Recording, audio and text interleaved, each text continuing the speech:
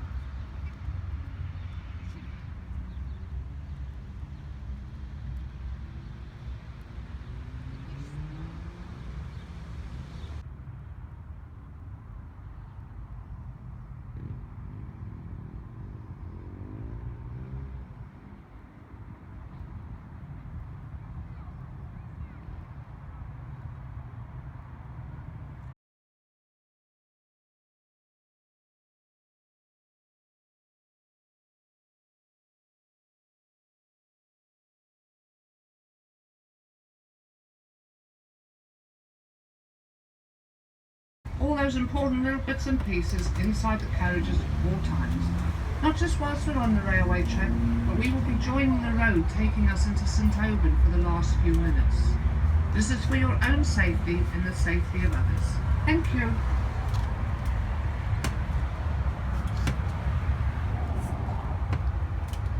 en route, I'll be pointing out some places of interest and telling you about some of the island's history. Pay attention, you'll be asked questions later. And we'll start with one of our jewels in the crown, which is over the sea wall, a lovely view of Elizabeth Castle. It was built in 1594 by Paul Ivy, the structural engineer of Elizabethan times, and has been added to over the course of years. The latest addition is at the very top of the castle where the flag is flying. That was built in the Second World War between 1940 and 1945, when the Germans occupied the island. You see a long arm stretching out from the castle with the black and white stripes on the end. Well, the idea of that one was to join another one coming from the land side, way round from the left there. And it was supposed to make one great big harbour for Jersey. But unfortunately they started building the other one first, and it had no protection from the very few seagulls left. Anything and everything had been eaten. Whelks, winkles, limpets were prized off the rocks where there was access to the coast, and the seaweed, the wrack, was gathered and boiled to make soup. And then Christmas 1944, to the delight of the islanders, around that headland out to sea there, called Normal Point, came SS Vega, the ship with all the Red Cross parcels on it. The islanders by this time were a month away from starvation. Then on May the 9th, 1945, again around that headland, a ship called HMS Beagle came, and it was loaded with liberating British soldiers and sailors. It docked in St Helier Harbour, and they marched through to Liberation Square. They took down the swastikas and once again raised the Union flag. Jersey once more was free. The Germans left by landing craft, which were situated all round here way back to West Park, bar a couple of thousand of them whom they kept back to dismantle mines and clear up any other debris.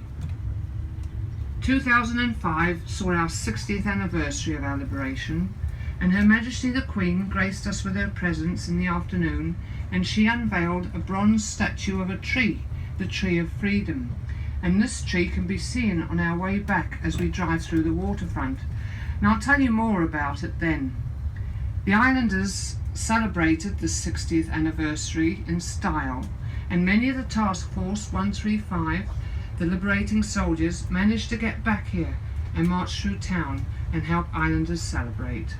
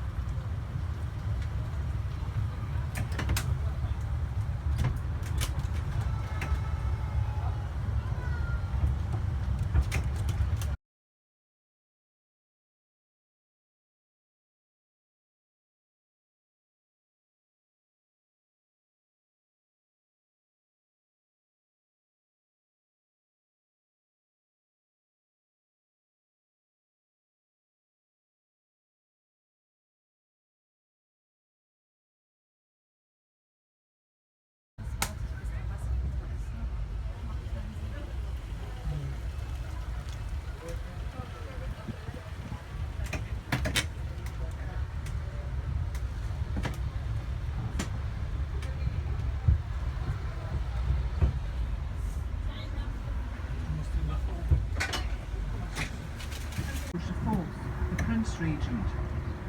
In the late 60s, early 70s, it was transformed into a sports and entertainment centre. The wavered roof structure was built in 1974. In those days, it was described as a major technological feat. It enclosed the fort's parade ground area for public use.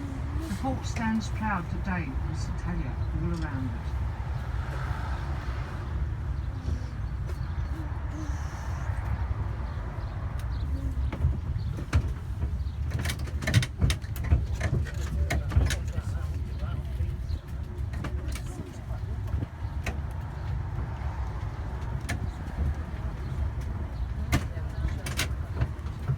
If you come to Jersey at the start of the year, weather permitting, you will see a lot of fields and coatings covered in polythene.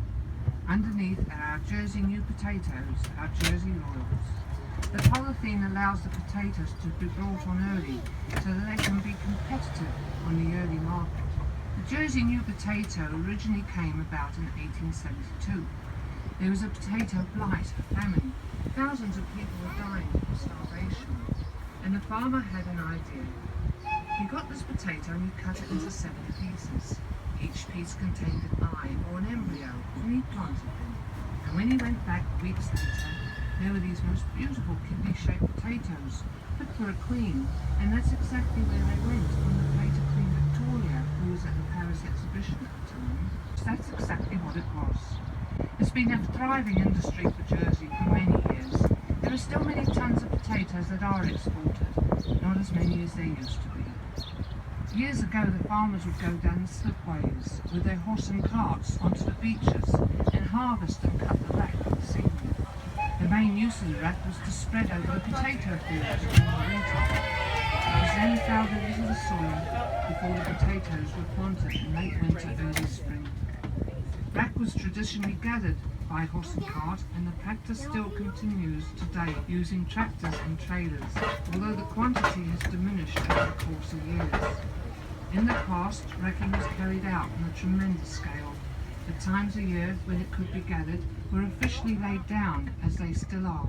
The beaches which the wrack was gathered from would be divided up into imaginary segments, and the farmers would have their area which was theirs to gather the wrack. And there were low tide marks, and only when these were uncovered would the farmers be allowed to start harvesting wrack. There was nothing to see the cart floating and the horse swimming, as the farmers left it right to the last minute before they headed back to shore. Yes. Okay.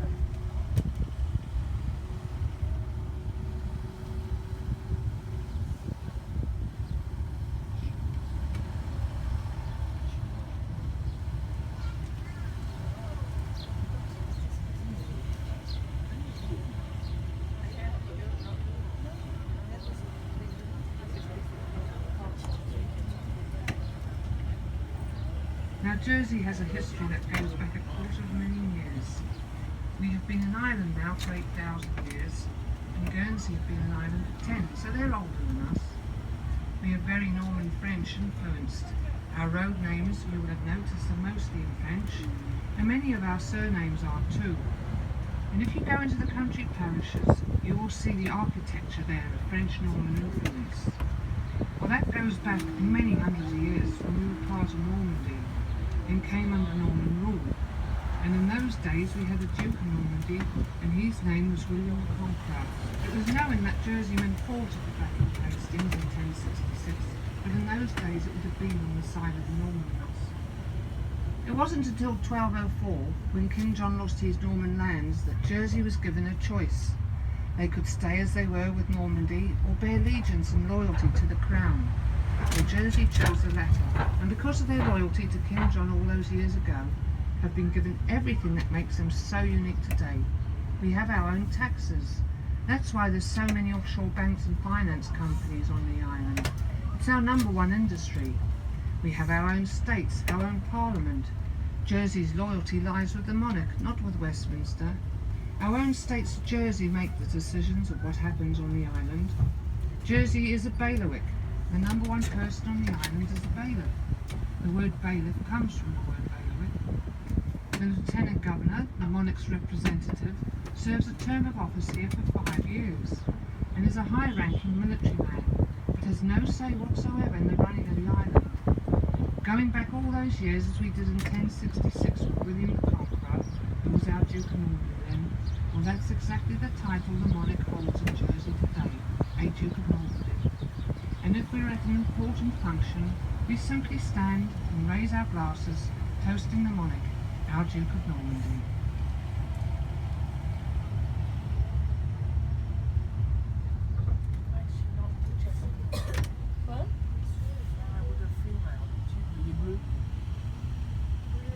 We have our own classic vintage motor racing club of Jersey, who take part in rallies, and more modern times see drivers and navigators' skills tested to the limit through the country lanes of the island.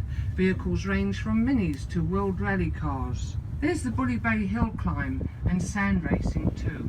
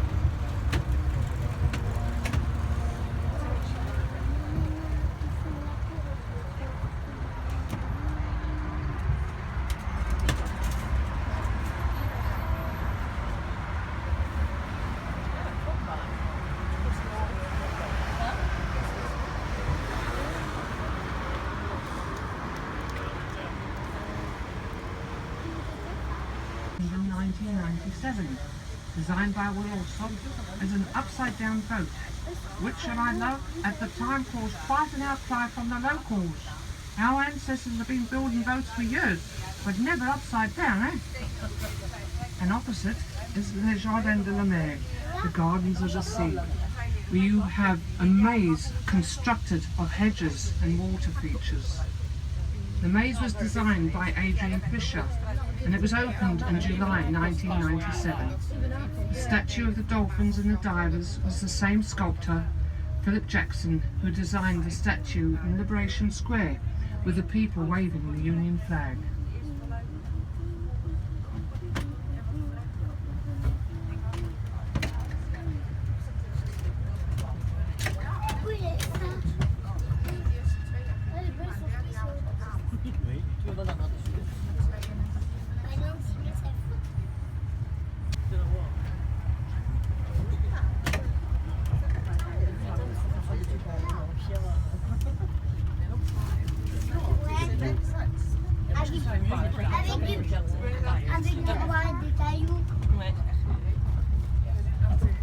This marina has gates at the mouth of this harbour, and that means you can only get out of the harbour when the tide's up and the gates open.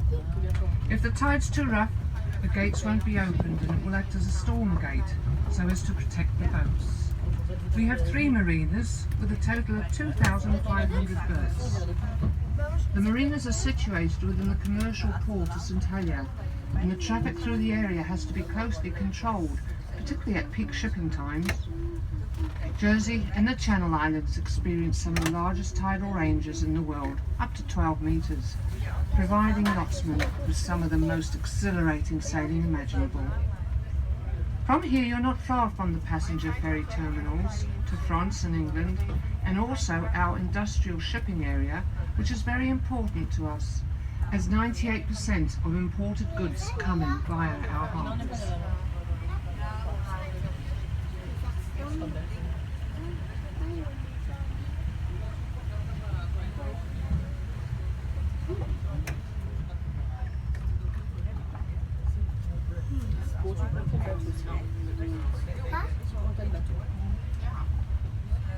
Est-ce qu'on va retourner en bateau? Non. Tu veux choisir le bord.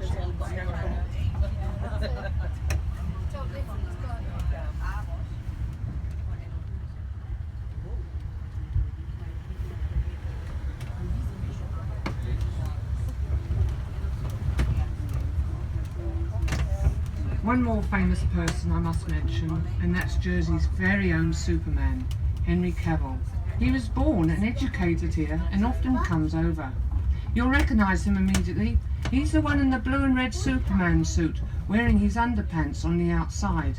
And the question is, are his underpants red or are they blue? In 2013, he came over for the launch of his new film, Man of Steel, with co-stars Russell Crowe and Amy Adams, who played Lois Lane, and viewed it at its premiere at the cinema on the waterfront.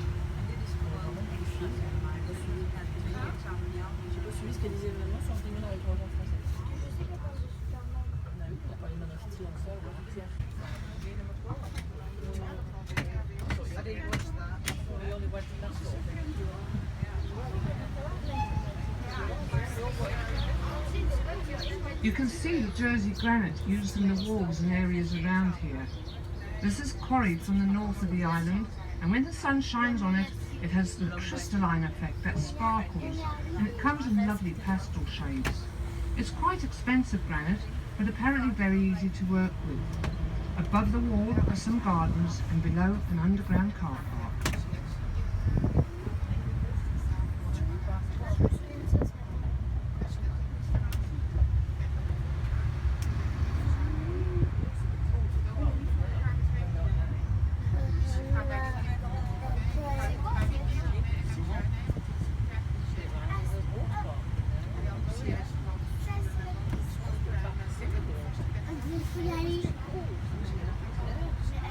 Up on the hill to the right of the train, you will see Fort Regent. Just to the left, that white cross is the last remaining signal post still functioning in the British Isles. In its heyday, in the early 1700s, There were 86 signals, mainly from merchant traders that used to tell their families when the merchant traders were coming home. Today there's only 5.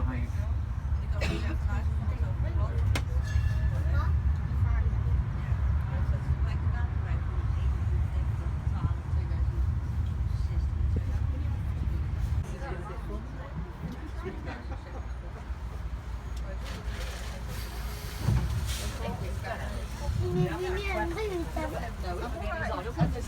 Pourquoi? C'est plat pour boîte.